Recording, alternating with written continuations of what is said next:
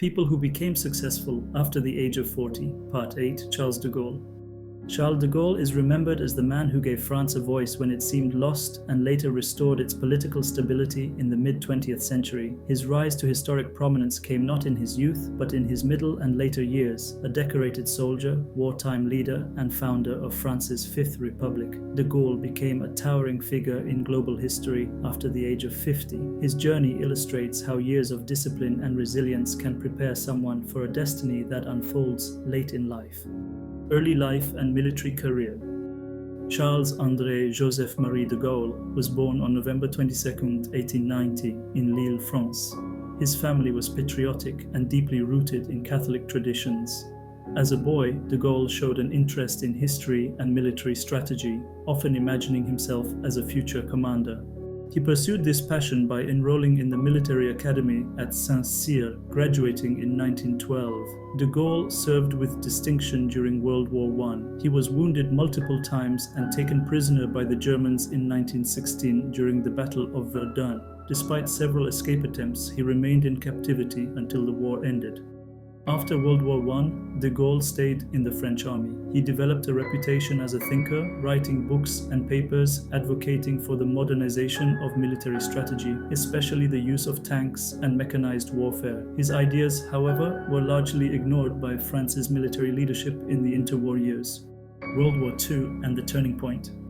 By the time World War II broke out in 1939, de Gaulle was 49 years old and still not well known outside military circles. France fell quickly to Nazi Germany in 1940, and its leaders signed an armistice. At that moment, de Gaulle refused to accept defeat.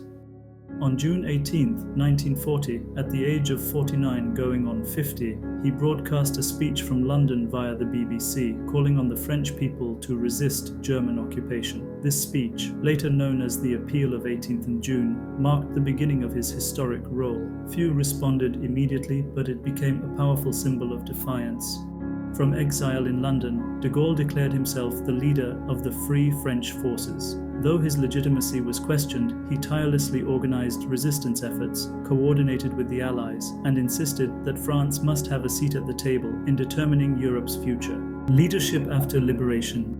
By the time France was liberated in 1944, Charles de Gaulle was 54 years old. He marched triumphantly into Paris, not as a conqueror, but as a restorer of dignity. He headed the provisional government of the French Republic, determined to rebuild his country's democracy and independence. De Gaulle resigned in 1946 after clashing with other leaders over the constitution, retreating into political exile. Many thought his career was over, but like Winston Churchill, de Gaulle's greatest days still lay ahead. Return to power and the Fifth Republic. In the 1950s, France was in political turmoil. The Fourth Republic faced instability, frequent changes in government, and crises in its colonies, particularly Algeria. By 1958, the country was on the verge of collapse. At 67 years old, Charles de Gaulle was called out of retirement to lead. He accepted the challenge, but only on his own terms. He insisted on a new constitution that strengthened the powers of the presidency. The people approved, and thus the Fifth Republic was born, with de Gaulle as its first president. The presidency, a vision for France. As president, de Gaulle emphasized French independence and national pride. He pursued policies that kept France strong and distinct in world affairs. He withdrew France from NATO's integrated military command, developed France's nuclear weapons program, and promoted a vision of a Europe independent from both US and Soviet dominance. Domestically, he worked to modernize France's economy and bring stability after years of turmoil. His leadership was not without controversy, especially regarding student protests and labor strikes in 1968, but he maintained his reputation as a firm, principled leader.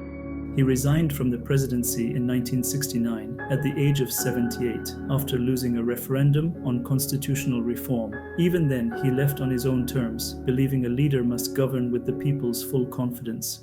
Later, life and death. Charles de Gaulle retired to his home in Colombey-les-Deux-Églises, where he wrote his memoirs. He died on November 9, 1970, at the age of 79. His funeral was attended by leaders from around the world, but in keeping with his character, he requested a simple ceremony in his village. The lesson of de Gaulle's life.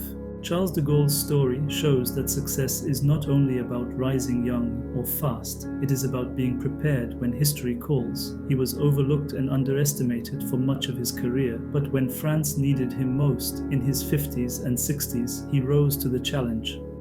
His legacy is not just that of a military leader, but as a statesman who gave France stability and dignity after decades of crisis. Conclusion: Charles de Gaulle became France's voice of resistance in his 50s and its president in his late 60s. His greatest contributions came when many would have thought retirement was near. His story reminds us that age does not limit destiny. When preparation meets opportunity, even after 40, greatness can still unfold. Please subscribe to this channel.